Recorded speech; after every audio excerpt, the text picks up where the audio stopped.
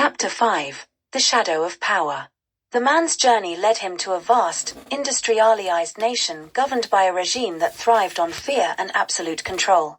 The nation was a superpower, its military might and technological advancements unmatched. But beneath its surface, its citizens were suffocating under the weight of oppression.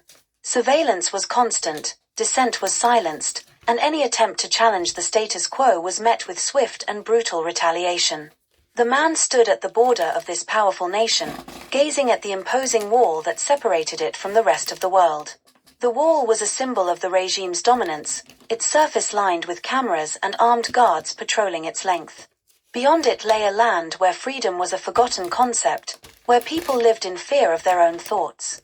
For a man who could vaporize anything or influence minds with his words, the task ahead was daunting. He knew that dismantling a regime of this magnitude would require more than brute force or clever persuasion. It would require patience, strategy, and an unwavering belief in the resilience of the human spirit. The man entered the nation under the cover of darkness, his powers allowing him to bypass the heavily guarded checkpoints. The city he found himself in was a sprawling labyrinth of concrete and steel, its towering buildings casting long shadows over the streets below.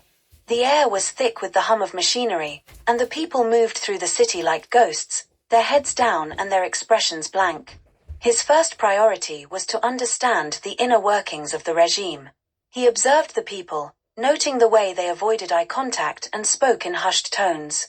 He studied the patterns of the surveillance drones that patrolled the skies, their lenses scanning the streets for any signs of rebellion. And he listened to the whispers of discontent that lingered in the air, the quiet defiance of a population that yearned for change but feared the consequences of speaking out. The man's journey took him to the heart of the city, where the regime's central government operated from a massive, fortress-like building known as the Citadel. It was a monolithic structure of black steel and glass, its surface reflecting the cold, grey sky above. The Citadel was the seat of power, home to the Supreme Leader and the Council of Control, a group of officials who ruled with an iron fist. To bring about change, the man knew he would need to infiltrate the Citadel and confront those at the top. But first, he needed allies. He began by seeking out the underground resistance, a network of rebels who had managed to evade the regime's watchful eye. The resistance operated in secret, their activities hidden from the prying cameras and informants that littered the city. They were a small but determined group, made up of ordinary citizens who had chosen to fight back against the oppressive system. Finding the resistance was no easy task. The man spent weeks navigating the city's underground tunnels and abandoned buildings, following the faint traces of their presence. Finally, he stumbled upon a hidden entrance to their base, a rusted metal door concealed behind a crumbling wall. He knocked 3 times, as he had learned was their signal. The door creaked open, revealing a young woman with piercing eyes and a scar across her cheek. She regarded him with suspicion, her hand resting on the hilt of a dagger. "Who are you?" she demanded. "A friend," the man said, his voice calm. "I've come to help." The woman didn't lower her guard. "We don't need help from strangers." "I'm not just a stranger," the man replied. "I'm someone who believes in what you're fighting for." The woman studied him for a long moment, then stepped aside. "Come in. But if you try anything, you won't leave here alive." The resistance's base was a sprawling network of tunnels and chambers, lit by flickering bulbs and filled with the hum of activity. Men and women of all ages worked together, preparing supplies, crafting weapons, and strategizing their next move. The man was introduced to their leader, an older man named Elias, whose weathered face bore the marks of years spent in the shadows. "So," Elias said, his tone skeptical. "You think you can help us?" "I know I can," the man replied. "But only if you're willing to trust me." Elias raised an eyebrow. "And why should we trust you? For all we know, you're a spy sent by the regime." The man met his gaze without flinching. "Because I'm not here for myself."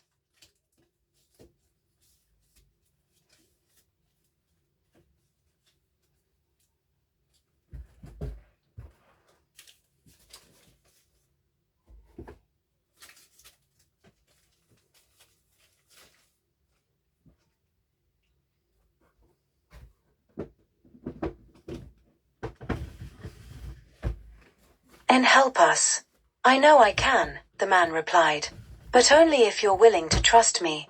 Elias raised an eyebrow. And why should we trust you? For all we know, you're a spy sent by the regime. The man met his gaze without flinching. Because I'm not here for myself. I'm here for your people, for all of us. I want to see this nation free. Elias studied him for a moment, then nodded. All right. But if you betray us, there won't be anywhere you can hide. The man nodded in return. Fair enough. Over the next few weeks, the man worked alongside the resistance, learning their plans and earning their trust. He used his powers sparingly, aware that any display of his abilities could draw unwanted attention. Instead, he focused on inspiring the rebels, planting seeds of courage and determination in their hearts. He also began to devise a plan to infiltrate the citadel. The resistance had long dreamed of striking at the heart of the regime, but their efforts had always been thwarted by the citadel's impenetrable defenses. The man, however, saw possibilities where others saw obstacles. His plan was audacious, to use the regime's own surveillance system against them. By hacking into the network, the resistance could create a distraction that would allow a small team to infiltrate the citadel and confront the Council of Control. The plan required precision and coordination, as well as the cooperation of every member of the resistance. But as the man laid out his vision, he saw the spark of hope ignite in their eyes. The day of the mission arrived, and the city buzzed with anticipation. The resistance had planted rumors of an uprising, drawing the regime's forces away from the citadel and into the streets. As chaos erupted across the city, the man and his team made their move. Using his powers, the man disintegrated the locks on the citadel's outer gates, allowing the team to slip inside undetected. They navigated the labyrinthine corridors, avoiding patrols and disabling security systems as they went. Finally, they reached the council's chamber, a massive hall lined with towering statues and dominated by a long, black table. The council members sat in silence, their faces cold and unyielding. The man stepped forward, his voice echoing through the chamber. Your reign is over. The council's leader, a gaunt man with sharp features, sneered. And who are you to say that?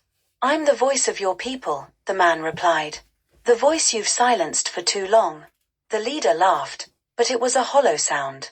Do you think you can stop us? We are the power here. The man's gaze hardened. Power belongs to the people. You've forgotten that. But they haven't.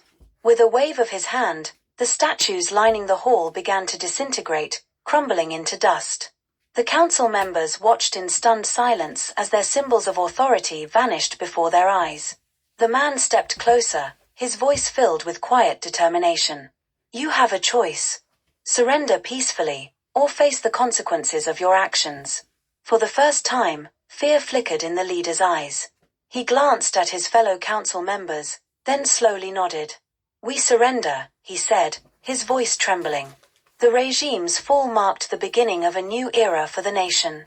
The resistance emerged from the shadows, working to rebuild their society on a foundation of justice and equality. The man, as always, disappeared into the night, leaving behind a legacy of hope and courage. His journey was far from over, but he carried with him the knowledge that even the most oppressive systems could be dismantled when people chose to stand together.